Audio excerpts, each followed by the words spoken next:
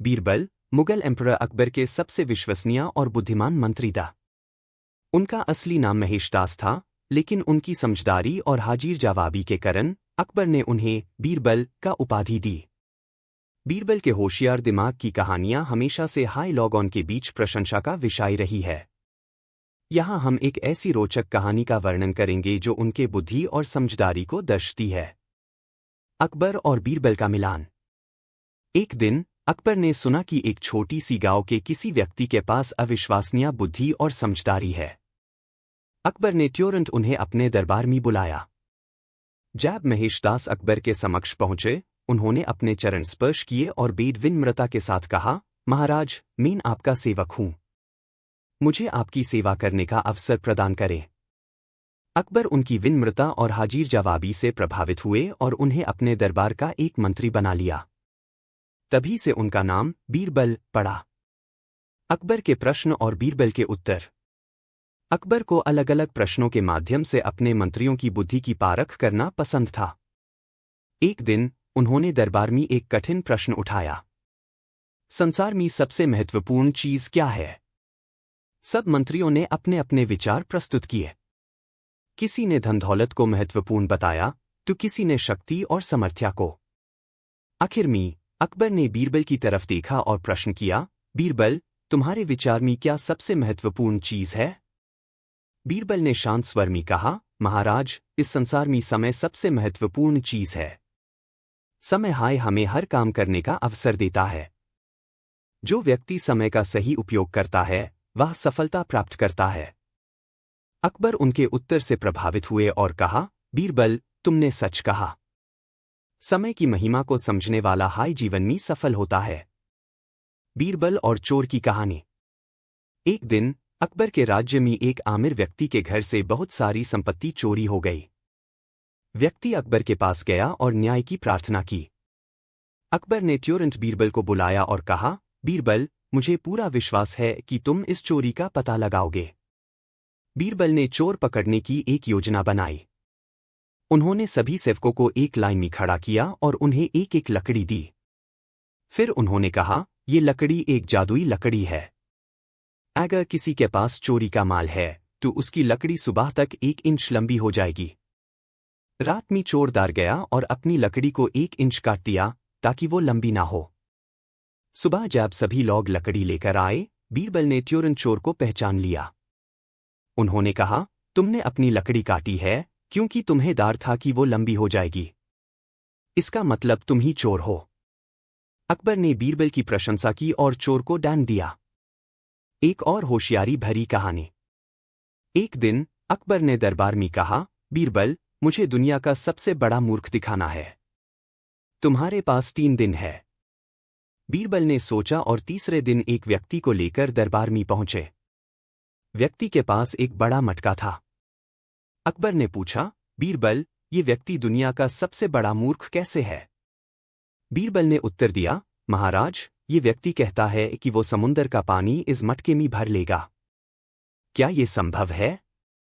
अकबर हंसने लगे और कहा, तुमने सच में दुनिया के सबसे बेद मूर्ख को ढूंढ निकला है। बीरबल ने FIR कहा, लेकिन महाराज, एक और व्यक्ति है जो इसे भी बड़ा मूर्ख है। अकबर ने हैरान होकर पूछा, वो कौन है? बीरबल हंसकर बोले, वो व्यक्ति आप है जो सोच रहे थे कि दुनिया का सबसे बड़ा मूर्ख ढूंढा जा सकता है। दरबार में सब लोग हंसने लगे। अकबर ने भी खुद के ऊपर हंसकर कहा, बीरबल, तुम्हारे जैसा हाजिर जवाब और बुद्धिमान इस दुनिया में कोई नहीं है। छोटी छोटी कहानियां जो बीरबल के होशियार दिमाग को दर्शाती है। एक सवाल का जवाब। एक दिन अकबर ने पूछा, बीरबल, तुम्हें ये कैसे पता चलता है कि कौन सही है और कौन गलत? बीरबल बोले, महाराज, सच का अपना एक प्रकाश होता है जो गलत के अंधकार को मिटा देता है। 2 सबसे ज्यादा मीठा क्या है? अकबर ने प्रश्न किया, इस दुनिया में सबसे ज्यादा मीठा क्या है? बीरबल ने तुरंत कहा, महाराज, छोटी सी बच्ची की हंसी इस दुनिया की सबसे मीठी चीज है। 3 मुर्गियों का हिसाब। अकबर ने एक दिन बीरबल की बुद्धि की पारख करने के लिए कहा, ये बताओ, अगर एक मुर्गी दिन में एक अंडा देती है, तो 7 दिन में कितने अंडे होंगी? बीरबल बोले, महाराज, ये मुर्गी के जीने पर डिपेंड करता है। अगर वो जिंदा रही तो 7 अंडे होंगी, नहीं तो एक भी नहीं। निष्कर्ष। बीरबल की कहानियां हमें सिखाती है कि बुद्धि और विवेक से जीवन के कठिन से कठिन समस्या का समाधान किया जा सकता है। उनकी हाजिर जवाबी और समझदारी आज भी लोगों के लिए प्रेरणा का स्रोत है। अकबर और बीरबल की जोड़ी ने हमेशा दरबार में सुख और संतोष का वातावरण बनाया रखा। बीरबल के प्रत्येक उत्तर और योजना में एक गहरी सोच और समझदारी छुपी होती थी, जो उन्हें अन्य मंत्रियों से अलग बनती थी। बीरबल की कहानियां सिर्फ मनोरंजन के लिए नहीं, बल्कि व्यक्तित्व विकास और बुद्धि विवेक के लिए एक पाठ भी है। ये कहानियां हमें सिखाती है कि हमेशा शांत और समझदार रहकर हर समस्या का हल ढूंढा जा सकता है। यह कहानी जादुई तोता और बीरबल, अकबर और बीरबल की लोकप्रिय कहानियों में से एक है। इसमें बीरबल अपनी बुद्धिमानी और चतुराई से एक चुनौतीपूर्ण स्थिति का समाधान करते हैं। कहानी इस प्रकार है। एक बार बादशाह अकबर के पास एक व्यापारी आया, जो जादुई तोता लेकर आया था। उसने दावा किया कि यह तोता भविष्यवाणी कर सकता है और किसी भी सवाल का जवाब दे सकता है। बादशाह ने उस तोते को खरीद लिया और उसके लिए विशेष देखभाल की व्यवस्था की।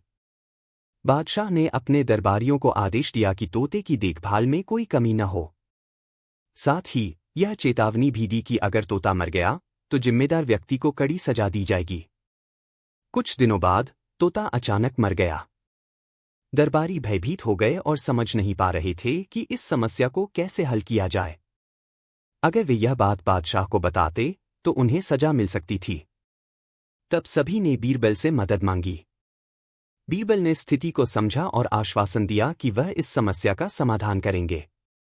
अगले दिन बीरबल ने बादशाह से कहा, जहांपनाह, आपका जादुई तोता एक अद्भुत भविष्यवक्ता था, लेकिन उसने खुद अपनी मृत्यु की भविष्यवाणी कर दी थी और कहा था कि वह स्वर्ग चला जाएगा।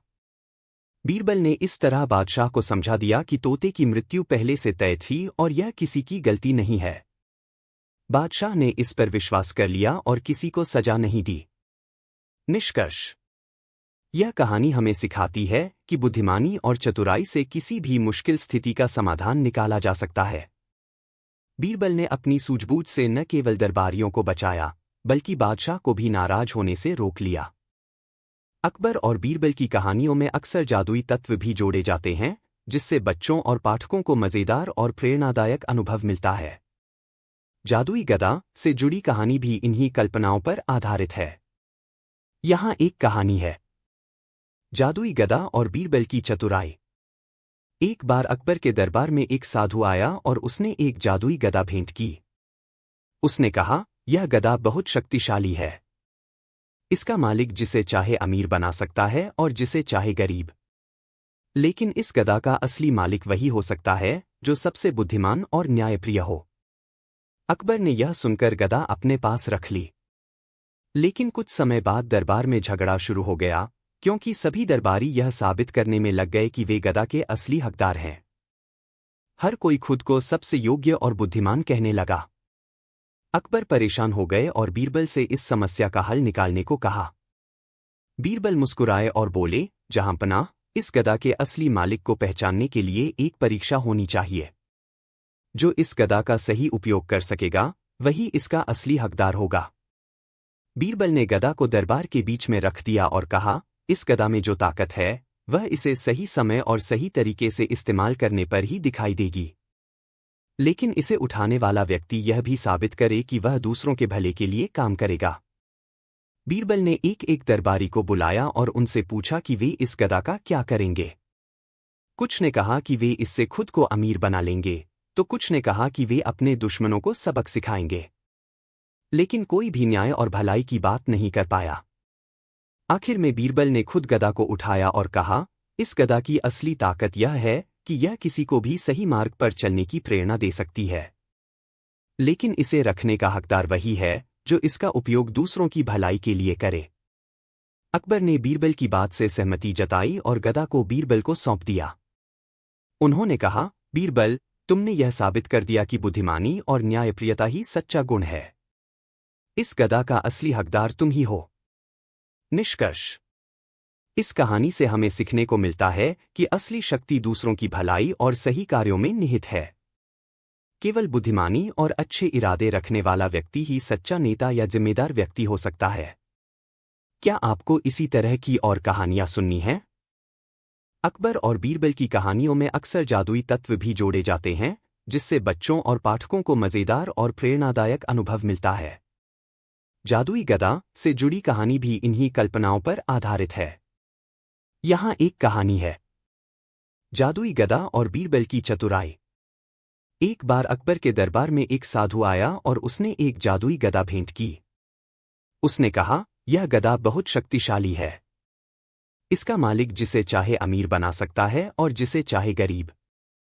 लेकिन इस गदा का असली मालिक वही हो सकता है जो सबसे बुद्धिमान और न्यायप्रिय हो। अकबर ने यह सुनकर गदा अपने पास रख ली। लेकिन कुछ समय बाद दरबार में झगड़ा शुरू हो गया, क्योंकि सभी दरबारी यह साबित करने में लग गए कि वे गदा के असली हकदार हैं। हर कोई खुद को सबसे योग्य और बुद्धिमान कहने लगा। अकबर परेशान हो गए और बीरबल से इस समस्या का हल निकालने को कहा।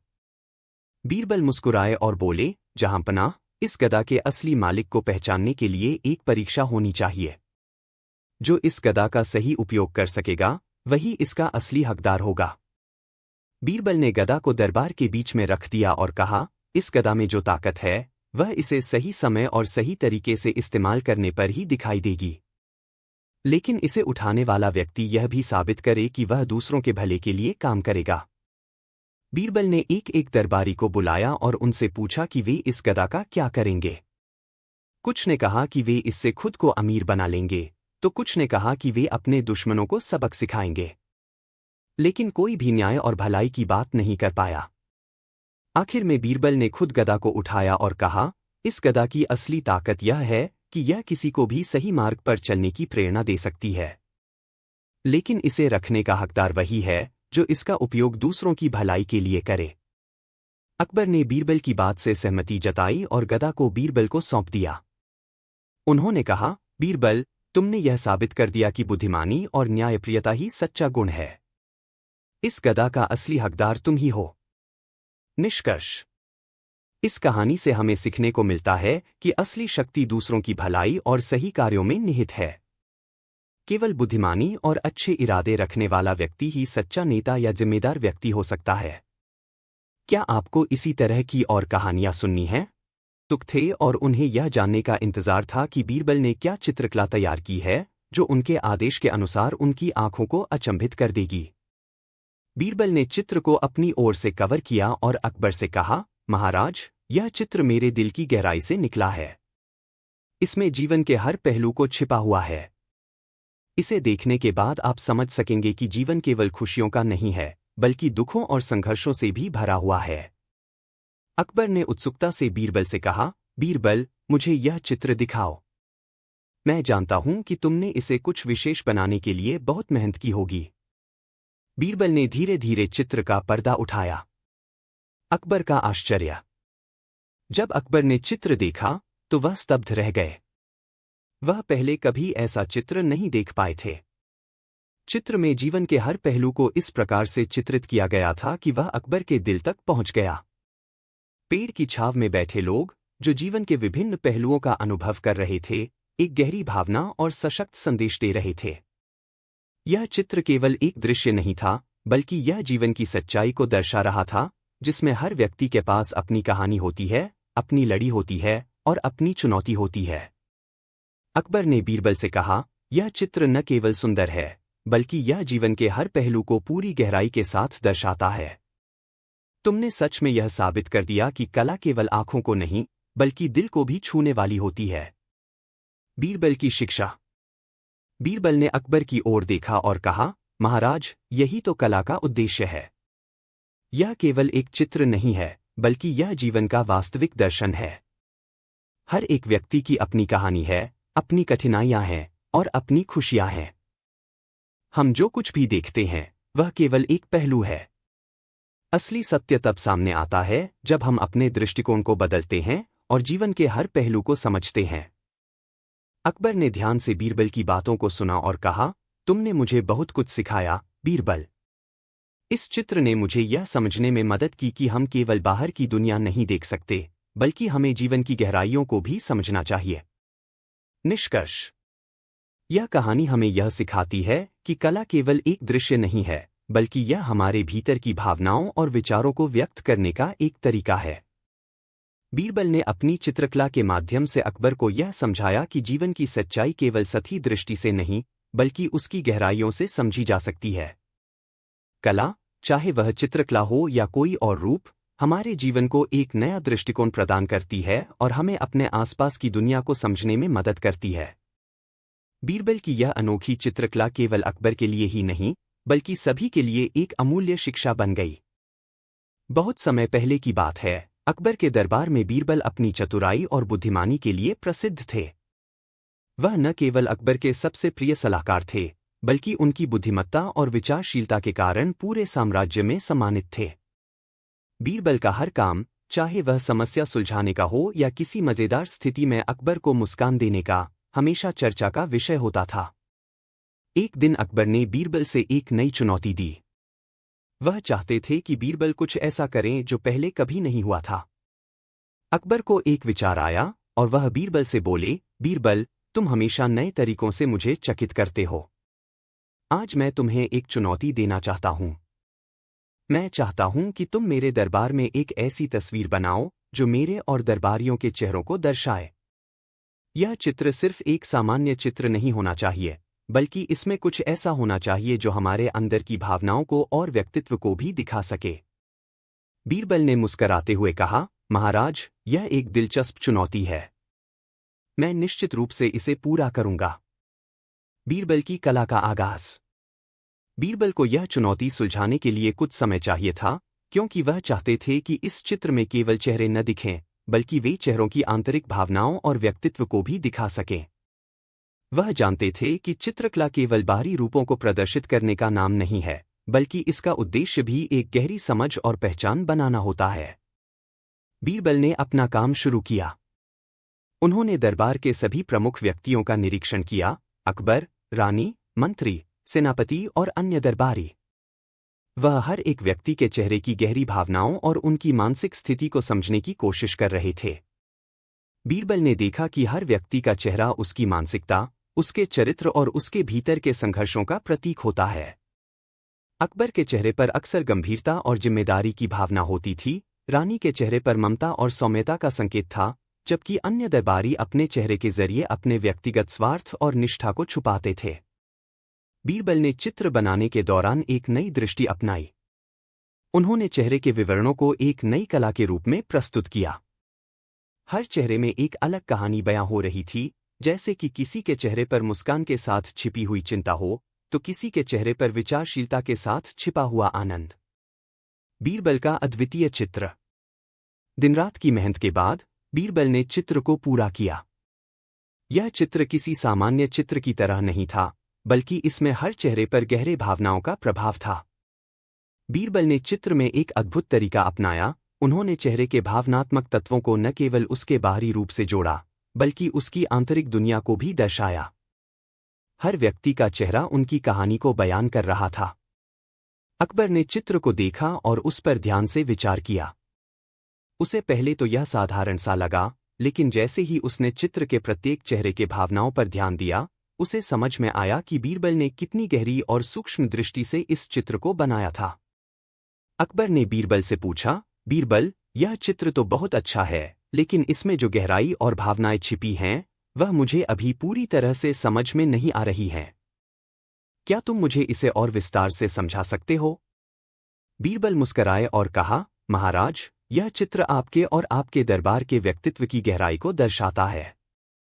देखिए, प्रत्येक व्यक्ति का चेहरा उसकी आंतरिक भावनाओं का प्रतिबिंब है। उदाहरण के लिए, आपके चेहरे पर गंभीरता और जिम्मेदारी का जो भाव है, वह आपके शासन के प्रति आपकी निष्ठा को दर्शाता है। वहीं, रानी के चेहरे पर ममता और सौम्यता का भाव है, जो आपकी पत्नी होने के साथ साथ एक सशक्त महिला की पहचान है। इसी तरह, दरबारी भी अपनी आंतरिक इच्छाओं और उनके जीवन के संघर्षों को अपने चेहरों के माध्यम से व्यक्त कर रहे हैं। अकबर ने बीरबल की बातों को सुना और उसकी बुद्धिमत्ता को सराहा। उन्होंने कहा, बीरबल, तुम सच में अद्भुत हो। इस चित्र ने मुझे यह समझने में मदद की कि हम हमेशा बाहरी रूप को ही देख पाते हैं, लेकिन हमारी आंतरिक दुनिया और भावनाएं कहीं न कहीं हमारे चेहरे पर झलकती हैं। चित्रकला की गहरी समझ।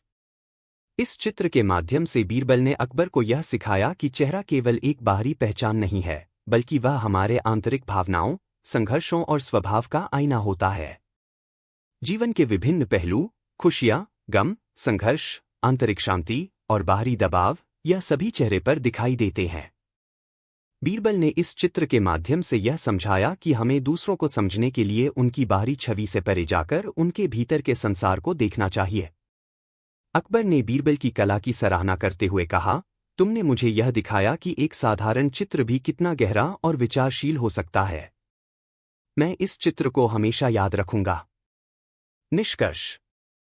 बीरबल की इस चित्रकला ने अकबर को न केवल कला की गहराई समझाई, बल्कि जीवन और लोगों के व्यवहार के प्रति उसकी सोच को भी विस्तृत किया। इस कहानी से यह सीखने को मिलता है कि कभी-कभी किसी व्यक्ति की आंतरिक स्थिति और भावनाओं को समझने के लिए हमें केवल उसके बाहरी रूप को देखना नहीं चाहिए, बल्कि उसकी गहरी दृष्टि और विचारशीलता पर ध्यान देना चाहिए। बीरबल ने एक अद्वितीय तरीका अपनाया, जिसमें न केवल चेहरे की चित्रकला को उकेरा, बल्कि उसमें जीवन की गहरी सच्चाइयां भी समाहित की। किसी भी काल में कला का स्थान और प्रभाव अत्यधिक महत्वपूर्ण माना गया है। चाहे वह चित्रकला हो, संगीत, नृत्य या कोई अन्य रूप, कला हमेशा मानव मन के गहरे भावनाओं, विचारों और संवेदनाओं को व्यक्त करने का एक सशक्त माध्यम रही है। ऐसे ही एक चित्रकार की कहानी हम आज आपको सुनाने जा रहे हैं, जिसका नाम था बासु। बासु की चित्रकला ने न केवल उनके समय के लोगों को चकित किया, बल्कि उसकी कला में एक ऐसी गहरी समझ और दृश्यात्मकता थी जो न केवल देखने वालों को आकर्षित करती थी, बल्कि उन्हें एक नई दृष्टि भी देती थी। बासु का जन्म और प्रारंभिक शिक्षा। यह कहानी एक छोटे से गांव के एक सामान्य से परिवार से जुड़ी हुई है, जहां कला और संस्कृति का खासा महत्व था। बासु का जन्म एक साधारण किसान परिवार में हुआ था, लेकिन उसके भीतर कला के प्रति गहरी रुचि थी। वह बचपन से ही रंगों और रूपों के साथ खेलने में माहिर था। बासु ने अपनी कला की यात्रा बहुत ही साधारण तरीके से शुरू की। गांव में एक बूढ़ा चित्रकार था, जो कभी-कभी गांव के बच्चों को चित्रकला सिखाता था। बासु ने उसी चित्रकार से कक्षाएं लीं और धीरे-धीरे अपनी कला में माहिर होने लगा। बासु की कला में एक विशिष्टता थी, जो दूसरों से अलग थी। वह अपने चित्रों में केवल दृश्य को नहीं दिखाता था, बल्कि वह उन दृश्यों में जीवन की सच्चाई और गहराई को व्यक्त करता था। उसका मानना था कि चित्रकला केवल आंखों को लुभाने के लिए नहीं होती, बल्कि यह दिल और दिमाग को भी छूने का काम करती है। बासु का पहला प्रसिद्ध चित्र। एक दिन बासु ने एक चित्र तैयार किया, जिसे देखने के बाद सब लोग हैरान रह गए। यह चित्र एक सामान्य दृश्य था, जिसमें एक छोटा सा बच्चा एक पेड़ के नीचे बैठा हुआ था। पेड़ के नीचे झूलते हुए फल, आसपास बिखरे फूल और दूर से आते हुए बादल का दृश्य था। लेकिन इस चित्र में कुछ ऐसा था जो उसे अन्य चित्रों से अलग करता था। चित्र में बच्चे के चेहरे की हंसी और उसके छोटे से हाथों में खेलते हुए रंगीन पत्थर, यह सब दर्शाता था कि जीवन में छोटी-छोटी खुशियां कितनी महत्वपूर्ण होती हैं। पेड़ का विशाल रूप और उसके गहरे जड़े यह दिखा रहे थे कि हमें अपने आदर्शों और मूल्यों को मजबूत बनाकर आगे बढ़ना चाहिए। बादल का हल्का सा रंग बदलना दर्शाता था कि जीवन में बदलाव आता है, लेकिन हमें हमेशा उसी ताकत से उसका सामना करना चाहिए। जब बासु ने यह चित्र गांव में प्रदर्शित किया, तो लोग हैरान रह गए। यह केवल एक दृश्य नहीं था, बल्कि जीवन की एक गहरी सच्चाई थी, जिसे बासु ने अपने चित्र में उतारा था। चित्र में छिपे भावनाएं। बासु की चित्रकला में एक विशेष बात थी। वह केवल चित्र को देखकर नहीं बनाता था, बल्कि उस चित्र के हर तत्व में एक संदेश और भावनाएं छिपी होती थीं। उसके चित्रों में हमेशा कुछ ऐसा छिपा होता था जो उसे देखने वाले के दिल को छू लेता था। उसके एक चित्र में एक बूढ़ी महिला थी, जो अपने पोते के साथ बैठी थी। महिला की आंखों में वर्षों की थकान और जीवन की कठिनाइयां साफ दिखाई देती थीं, लेकिन उसके चेहरे पर एक संतुष्टि और शांति भी थी। यह चित्र यह संदेश दे रहा था कि जीवन में चाहे कितनी भी मुश्किलें आएं, एक समय आता है जब हम अपने संघर्षों से शांति प्राप्त कर लेते हैं। बासु ने इस चित्र के माध्यम से दिखाया था कि केवल चेहरे के बाहरी भाव नहीं, बल्कि उनकी गहरी भावनाएं और अनुभव भी बहुत महत्वपूर्ण होते हैं। यह चित्र देखने वालों को केवल देखे गए दृश्य से परे जाकर महसूस करने के लिए प्रेरित करता था। बासु का प्रसिद्धि की ओर सफर। बासु की कला धीरे धीरे पूरे इलाके में प्रसिद्ध होने लगी। एक दिन वह राजधानी दिल्ली में आयोजित एक कला प्रदर्शनी में भाग लेने गया। वहां कई प्रसिद्ध चित्रकारों और कलाकारों के साथ उसकी कला का मुकाबला हुआ। उसकी चित्रकला ने वहां मौजूद सभी दर्शकों को मंत्रमुग्ध कर दिया। बासु ने अपनी कला के माध्यम से न केवल रंगों का खूबसूरती से इस्तेमाल किया, बल्कि उसने अपनी कला में गहरे भावनात्मक तत्व भी जोड़े जो दर्शकों के दिल को छू गए। उसकी कला की विशेषता यह थी कि वह केवल दृश्य को चित्रित नहीं करता था, बल्कि वह उस दृश्य में छिपी कहानी, संघर्ष और सुख दुख को भी चित्रित करता था। उसका मानना था कि एक अच्छा चित्र कभी भी केवल दिखाने के लिए नहीं होता, बल्कि वह अपनी गहराई और संदेश से दर्शकों को प्रभावित करता है। बासु का अद्भुत चित्र। एक दिन बासु ने एक चित्र तैयार किया जो उसकी कला का सबसे बेहतरीन उदाहरण था। यह चित्र एक घने जंगल में एक छोटे से झरने के पास खड़े एक व्यक्ति का था। झरने का पानी शांत रूप से बह रहा था, लेकिन उस व्यक्ति का चेहरा गहरी चिंता और आत्ममंथन में डूबा हुआ था। उसकी आंखों में एक दुविधा थी, जैसे वह जीवन के रास्ते पर खड़ा हो और एक महत्वपूर्ण निर्णय का सामना कर रहा हो। इस चित्र में बासु ने केवल एक व्यक्ति को नहीं, बल्कि हर व्यक्ति के भीतर की उस संघर्ष और आत्ममंथन को चित्रित किया था जो हम सभी कभी न कभी अनुभव करते हैं। यह चित्र जीवन के उस मोड़ को दर्शाता था जहां हमें अपनी यात्रा और निर्णयों का सामना करना होता है। जब यह चित्र प्रदर्शनी में प्रदर्शित हुआ तो सब लोग हैरान रह गए। लोग इस चित्र को देखते हुए सोचने लगे कि यह चित्र उनकी खुद की कहानी जैसा क्यों लग रहा है। बासु की कला ने उनके दिलों को छुआ था और वे उसे कभी नहीं भूल पाए। बासु की कला का प्रभाव। बासु की कला ने न केवल कला की दुनिया में क्रांति लाई, बल्कि उसने समाज में भी एक नई सोच और दृष्टिकोण को जन्म दिया। लोग अब केवल सुंदरता को ही नहीं, बल्कि उस सुंदरता के पीछे छिपे अर्थ और भावनाओं को भी समझने लगे थे। बासु की चित्रकला ने यह साबित किया कि कला केवल एक दृश्य या रंगों का खेल नहीं है, बल्कि यह जीवन की सच्चाई, संघर्ष, खुशियां और दुख को भी दर्शाने का एक तरीका हो सकता है। बासु की कला ने यह भी सिखाया कि हमें अपने भीतर की गहरी भावनाओं को समझने की जरूरत है और हमें उन भावनाओं को व्यक्त करने के लिए कला का सही इस्तेमाल करना चाहिए। निष्कर्ष। बासु की चित्रकला ने न केवल उसकी जिंदगी को बदल दिया, बल्कि उसने कला की दुनिया को एक नई दिशा दी। उसकी कला में भावनाओं, संघर्षों और जीवन की सच्चाइयों को जोड़ा गया था, जिसने दर्शकों को गहरी सोच में डाल दिया। बासु ने यह साबित किया कि एक अच्छा चित्र न केवल आंखों को लुभाता है, बल्कि वह दिल और दिमाग को भी छूता है। उसकी चित्रकला से हर कोई हैरान और प्रभावित हुआ, और वह हमेशा कला की दुनिया में एक प्रेरणा बने रहे। सम्राट अकबर, जो अपनी दूरदर्शिता और न्यायप्रियता के लिए प्रसिद्ध थे, अपने दरबार में न केवल युद्ध और प्रशासन के मामलों पर ध्यान देते थे, बल्कि कला, साहित्य और संस्कृति में भी गहरी रुचि रखते थे। अकबर का दरबार न केवल राजनैतिक ताकत का केंद्र था, बल्कि यहाँ कला, संगीत और साहित्य का भी बड़ा सम्मान था। अकबर ने हमेशा अपने दरबारियों को नई नई चुनौतियां देने और उनकी रचनात्मकता को प्रोत्साहित करने का कार्य किया। एक बार उन्होंने अपने दरबार में चित्रकला की प्रतियोगिता का आयोजन करने का निर्णय लिया, जिससे यह साबित हो सके कि उनके दरबार में केवल बुद्धिमान और चतुर व्यक्ति ही नहीं, बल्कि कुशल कलाकार भी हैं। प्रतियोगिता की घोषणा। यह घटना उस समय की है जब अकबर ने अपने दरबार में एक नई प्रतियोगिता की घोषणा की। अकबर ने घोषणा की, मैं चाहता हूं कि हमारे दरबार में जो भी कलाकार हैं, वे अपनी कला का सबसे बेहतरीन उदाहरण प्रस्तुत करें। मैं यह जानना चाहता हूं कि किस कलाकार के पास सबसे अनोखी और सबसे प्रभावशाली चित्रकला है। अकबर की घोषणा से पूरे दरबार में हलचल मच गई। दरबारी और कलाकार दोनों ही इस प्रतियोगिता के लिए तैयार हो गए। हर कलाकार चाहता था कि वह इस प्रतियोगिता में विजयी हो और सम्राट अकबर की प्रशंसा प्राप्त करे। प्रतियोगिता की शर्तें। अकबर ने प्रतियोगिता की कुछ शर्तें तय की थीं। उन्होंने कहा, प्रतियोगिता में भाग लेने वाले चित्रकारों को केवल एक दिन का समय मिलेगा। उन्हें उसी दिन अपना चित्र पूरा करना होगा। चित्र में कोई भी विषय हो सकता है, लेकिन वह केवल एक चित्र नहीं होना चाहिए। उसे जीवन, प्रकृति या समाज के किसी गहरे पहलू को व्यक्त करना चाहिए। अकबर की शर्तें स्पष्ट थीं और दरबारियों को अब यह तय करना था कि वे किस तरह से अपनी कला को प्रस्तुत करें। प्रतियोगिता में भाग लेने वाले सभी कलाकारों में उत्साह और जोश था, लेकिन एक कलाकार था जो इस प्रतियोगिता से कहीं ज्यादा प्रभावित हुआ, वह था बीरबल। बीरबल का भाग लेना। बीरबल को अकबर का सबसे प्रिय मंत्री माना जाता था। उसकी चतुराई और समझदारी के लिए अकबर हमेशा उसकी तारीफ करते थे।